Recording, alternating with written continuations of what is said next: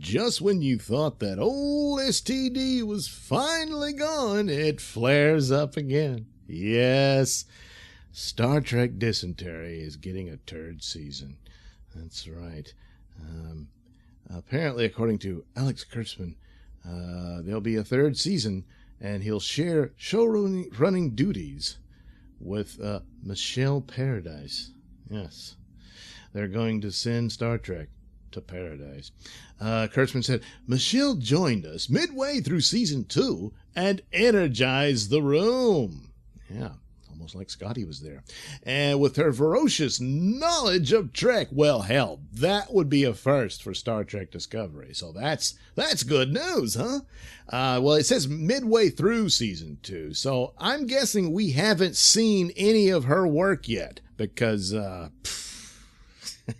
Star Trek knowledge? Not the term or phrase I would use. Her grasp of character and story detail, her drive and her focus have already become essential in ensuring the Trek legacy. And her fresh perspective always keeps us looking forward. I'm proud to say Michelle and I are officially running Star Trek Discovery into the ground. Oh, I mean together. Is he just more there because it's his company and that's it, and she's going to be the real showrunner? Or is she there too for, Me Too purposes and whatnot, and someone else is actually running the show? Who cares? Boy, does she really have a grasp of story and detail. Again, this plays into the claims of her knowledge of Trek. And he says midway, then I guess the latter part of season 2 is going to get better. Because she's going to come in there and fix all this nonsense that these people who are completely ignorant of the this lore of the Star Trek franchise. Yeah. So she'll go in there and fix all that. And boy, let's take a look at what her background is. Yes, she's mostly known for soap operas. Well, hey, sometimes Star Trek does have elements of soap opera in it. Certainly Deep Space Nine did. But it did it very well, and not so much so far with STD. No. But hey, we now know there's tomorrow, so there you go. I'm assuming that, it really would have been embarrassing to go ahead and cancel this thing without making it to a third season. So now that it has a third season, well, not yet. They haven't done it yet. But, once they get it all done and in the can, and before they flush it, then they can claim, see, at least it was as good as the original Star Trek. Just to, stick it in one more time. Right there in your ribs. Oh, boy. So, will they fix the canon mistakes, which are ginormous? Or will they stop lying and say, you know what, this is an alternate timeline and never had anything to do with the original Trek? No, we just wanted that brand name. Will they continue with the misandrous gender politics? Yeah. People in Hollywood are just drowning in that Kool-Aid. So, it's always going to be. Could they just limit it a little bit here and there? Yeah, maybe. Yeah, but boy, when you got to have Captain Pike sit there and be told what to do by Burnham, it's like, Pike, get on the shuttle and leave. They got Burnham. What do they need you for? And then, of course, to be dressed down by Admiral Dumbass, who had an unethical relationship with Captain Lorca. By the way, the real Captain Lorca is probably still alive, so they could rekindle that.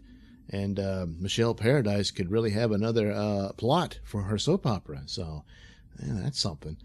But yeah, Pike being there, it was great and stuff. And you could see the moments of what the show could be. And that's the problem. Just by sitting in the chair, the guy just outshines everybody else. Yeah. Oh boy. But there again, his uniform, even the yellow one and all that, just goes to show something's not quite right here, huh?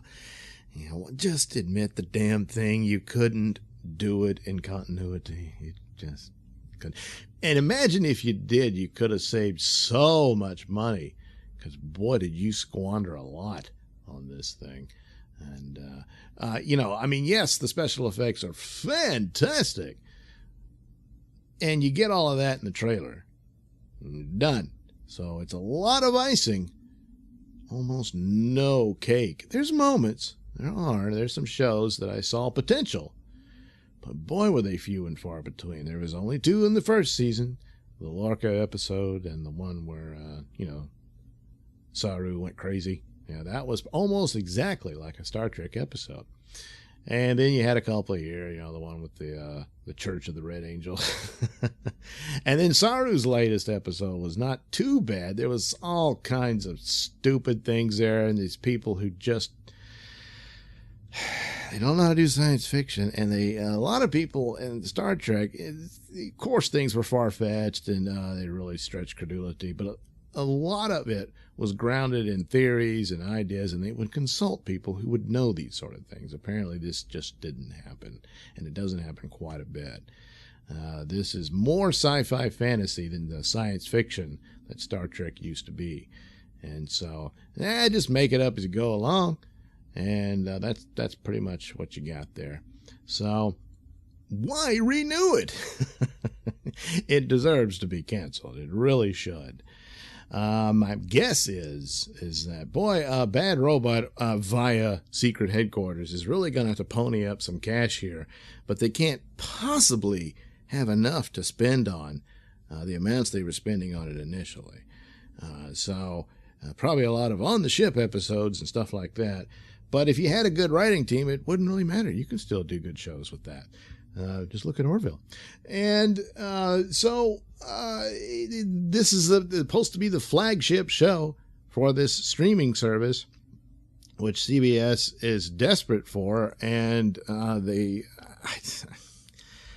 don't know, even if the show was insanely popular, I don't think it could carry this thing to go up against the other, you know, the mainstays of the streaming wars. And I just don't see CBS All Access winning any of this, but you know, time will tell. But Star Trek is gonna limp along here, but how much further can it go? That's the fascinating thing to watch here. But the idea that there's some large audience out there keeping it afloat, and that's why, oh well, it's got to have another season. You never see the numbers. I don't want to see things joined up with football numbers. They never release actual figures on this thing.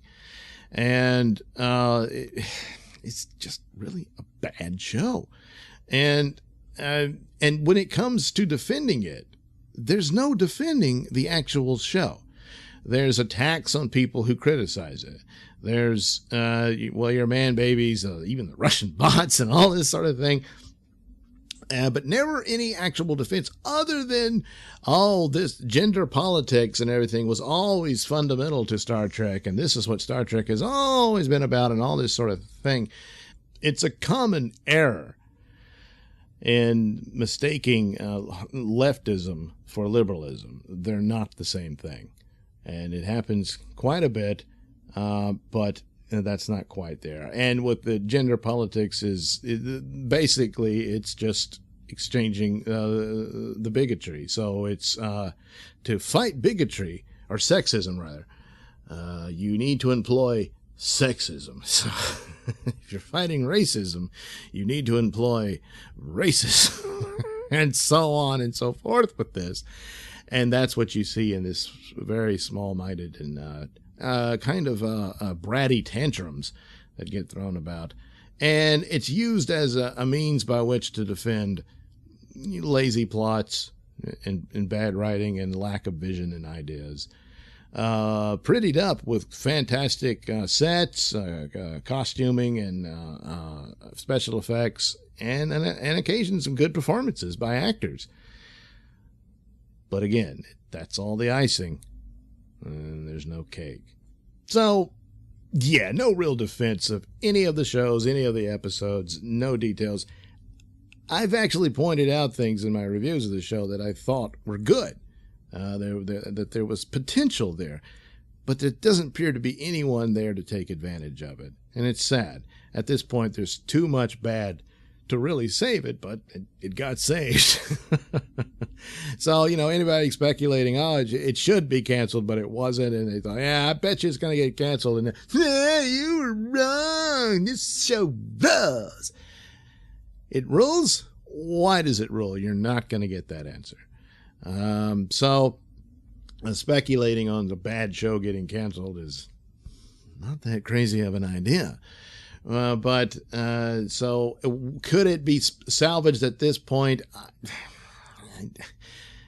I mean, it would take some talent that maybe they'll find somebody who's really cheap and he just hasn't been discovered yet. Come in and write this incredible idea about how it turns it around and everything works and all that. But I extremely dubious. At this point, even if the Red Angel plot reveals that this is all altered timelines and everything like that, and this is some omnipotent figure, or more probably it's Burnham from the future in some kind of spacesuit doing all this, and it's looking like quite a few crew members are developing superpowers. So I don't know. It's Star Trek meets Marvel, and so maybe that's what they'll become.